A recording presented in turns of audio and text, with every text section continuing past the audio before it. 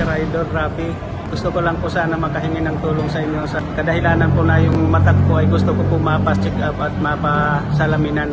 Kasi naawa na po ako sa asawa ko. Nag-extra lang po siya para lang may pantawid kami. Sana po matulungan niyo po ako, Sir Idol. Maraming pong salamat. Kaliwang mata niyo po namumula. Yan po yung natamaan ng sanga. Opo. Pakikwento po sa amin paano natamaan ng sanga ng kahoy. Nung hinahatak ko yung sanga para maabot ko yung bunga ng sitaw, bigla pong naputol yung pumitik po dito sa mata ko. Tay, sagot ko po yung lahat ng check-up mo, lahat ng gamot mo. So ano po maitulong ko bukod po dun sa mata? Kahit mag-fishball na lang po ako, sir. Okay, Tay. Meron ka ng fishball cart. Papagawan ka namin. Maganda po. Hindi lang fishball. Meron pa yung sa malamig. Kompleto yon. Salamat po, sir. Okay lang po ba na? Kasi yung asawa ko po, mahina na rin po yung mata. Sige. Dalawa kayo ipapacheck namin kay Dr. Alim kung ano yung gamot reseta sa inyong dalawa. Sagot ko po lahat. Thank you po, sir.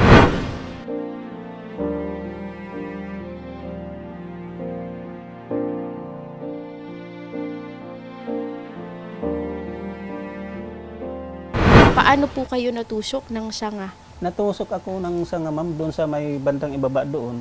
Yung nagkukuha ko ng bunga ng sitaw sa taas ng ipil-ipil. Hinihila ko yung sanga. Paghila ko ng sanga, bigla napatid. Pumitik dito sa mata ko. Tapos may tumusok na maliit na hibla dito. Ngayon, ang ginawa ko, pinatsani ko sa asawa ko para makuha lang yung After po mangyari ng insidente, paano po tumatakbo po yung buhay nyo? Dala ng infection yan sa mata nyo. Pag nakakahiram ng pera, nakakapagpatingin ako sa doktor. Tapos pagka wala, tigil muna. Kasi yung inuna ko yung pag-aaral ng mga bata. Ayaw ko silang mahinto kasi. Dati po, nung normal pa po yung inyong mata, ano po ba yung inyong trabaho? Ang totoo yan, ma'am, driver talaga ako sa family driver. Ngayon po, nung natusok na yung mata ko, hindi na ako nakakapag-drive dahil bawal na yun. Hindi na ako makakita ng maayos. Ngayon, nag-extra ko pag construction. Pagka okay, nakakapag-construction ako. Pag hindi, wala, tigil. Magkano po ang kinikita nyo noon sa isang araw? Sa pagdadrive, ma'am, minsan 700. Tama lang yun sa pang-araw-araw. Nung nag-construction po kayo? Mas mababa na lang po, ma'am, kasi wala man akong skilled, ma'am. Sobrang hirap na po, ma'am, kasi wala na. Siya na lang kumakain, pa-extra na lang po. Tapos yung kinikita niya, napupunta lang doon sa mga estudyante. Ano po yung inyong pinagkakakitaan simula nung nangyari ito kay Tatay Raul? Naglalabada po ako, tapos nag-extra po ako sa kantin. Yun po yung pinag-aanuhan namin sa pang-araw-araw. Pero pag wala, tulad ngayon, walang trabaho. Hindi wala din. Walang panggastos. Simula po nung nangyari ito sa inyong asawa, gaano na po kahirap yung buhay nyo ngayon?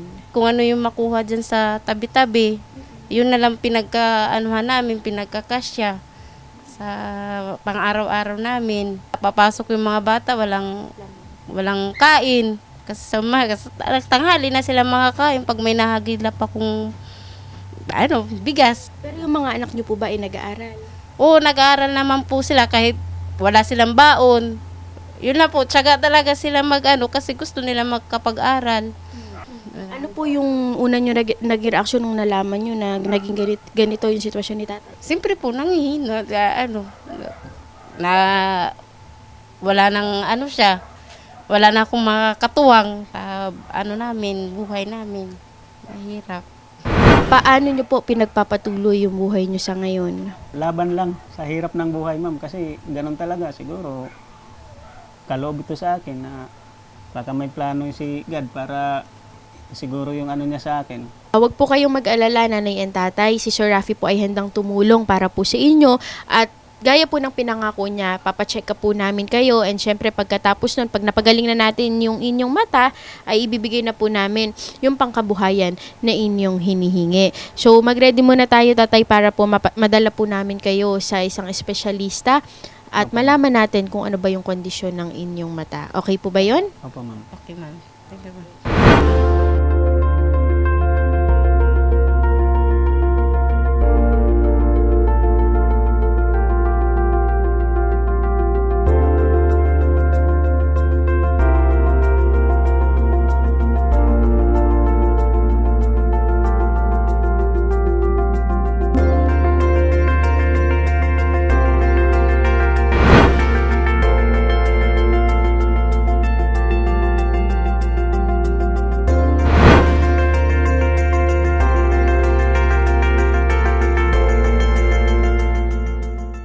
Yan, tatay. Nakikita nyo pa yan?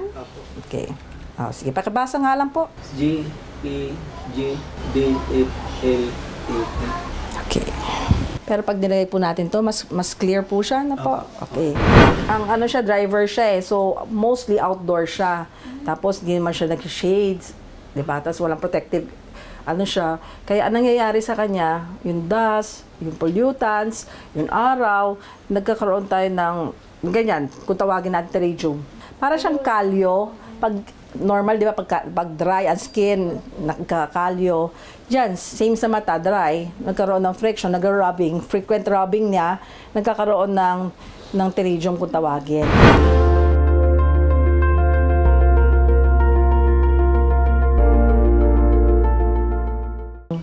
Ito rin po, kita nyo na rin po yan lahat. Opo. Hanggang dito sa pinakamaliit na letra, kita nyo po? Opo, kita ko naman. Apo. So, dun sa pangmalayo niya, normal ang yung acuity niya. So, wala siyang problema sa pangmalayo niya. So, sa near niya, dito siya nagkakaproblema.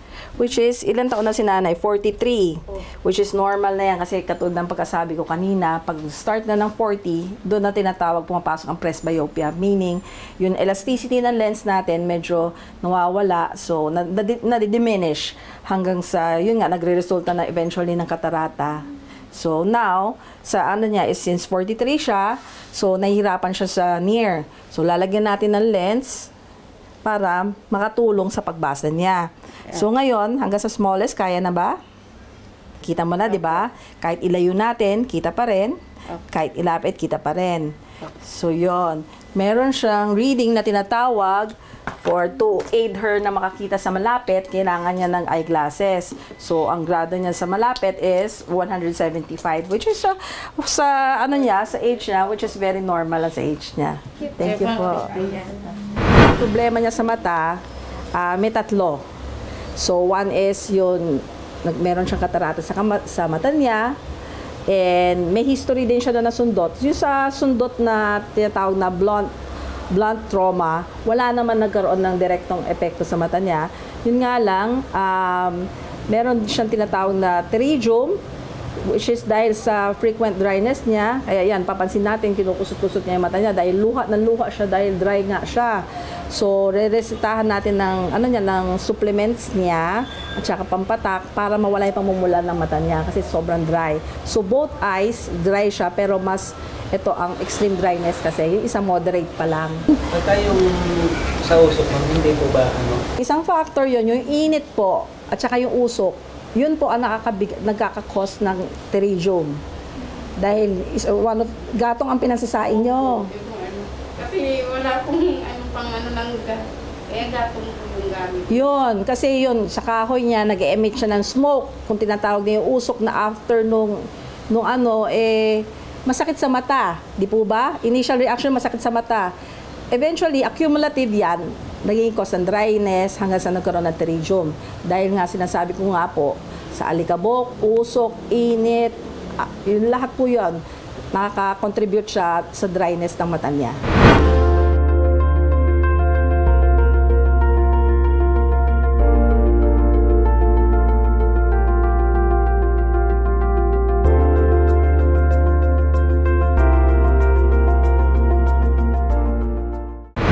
Galing na po tayo sa espesyalista at tinignan na po yung inyong mata. So ano po yung masasabi nyo doon? Yung ano ko ma'am, yung decision ko, bali, hindi ko na lang po itutuloy yung kasi wala rin naman po mangyayari yung ng mata ko pag opera. Kasi ako lang din naman ang mahirapan. Yun din ang sabi ng doktor sa PGH.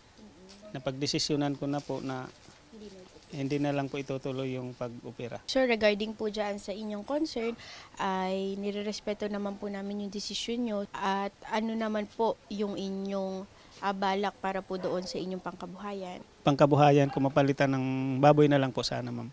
Ang pipiliin nyo po ay magkaroon po ng babuyan na lamang. Opo, ma'am. Kayo po ba ay meron ng background sa pag-aalaga ng baboy? Mayroon naman po, ma'am. At kung iyan po yung inyong request, ay tutuparin naman po ni Idol Rafi para din po sa inyong welfare kasi mahirap nga naman na hindi na kayo nakakakita ay maghahanap buhay pa kayo sa daan. So, regarding naman po doon sa inyong desisyon na hindi na po kayo magpapagamot or magpapa-opera, ay nirerespeto po namin iyon. Basta po from time to time po ay nandito lang po kami at handa po kaming tumulong para po sa magiging kakaayos po ng family nyo. At yung inyo pong babuyan, start na po natin yun na gagawin. Maraming salamat po, ma'am.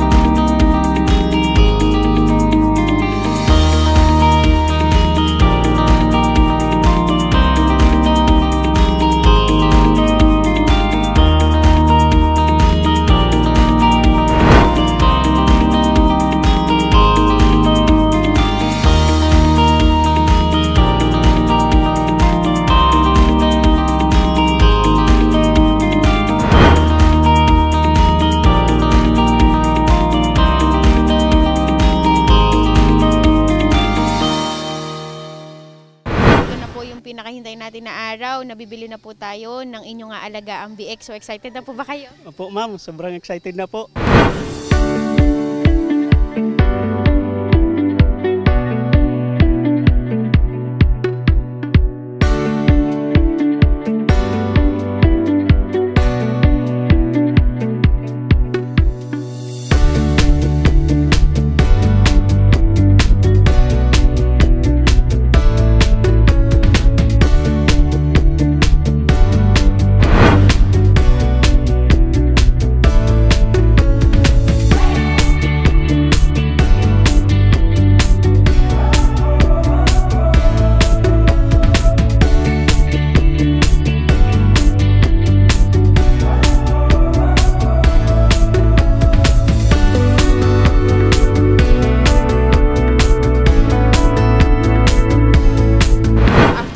Ng ilang araw ng paggawa ng ating babuyan, ito na po, tapos na po siya, and meron na rin siyang lamang mga biek. So dalawa po iyan, isang inahin at isang barako, at nabilhan na rin natin ng mga pagkain nila hanggang sa kanilang paglaki para po mapagbenta nyo na siya kapag okay na. So ano pong masasabi niyo doon, sir?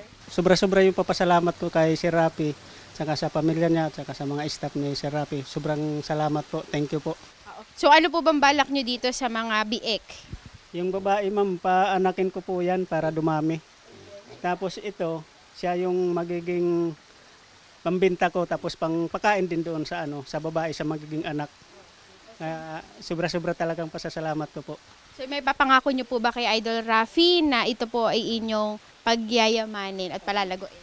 Opo ma'am, sobrang ma'am. Kasi yan na po yung umpisa na binigay ni Idol Rafi sa amin, ma'am. Sisikapin po namin na pagtutulungan namin na mapaunlad po. Sir Rafi, maraming salamat po. Andito na po yung pinagawan yung baboyan, at saka nandito na po yung biik. Tsaka mayroon na po yung mga pagkain po. Maraming salamat po. Ganon din po, Idol Rafi, maraming salamat din po sa binigay niyong kabuhayan sa amin na makakatulong po sa pag-aaral ng anak ko. Maraming salamat po.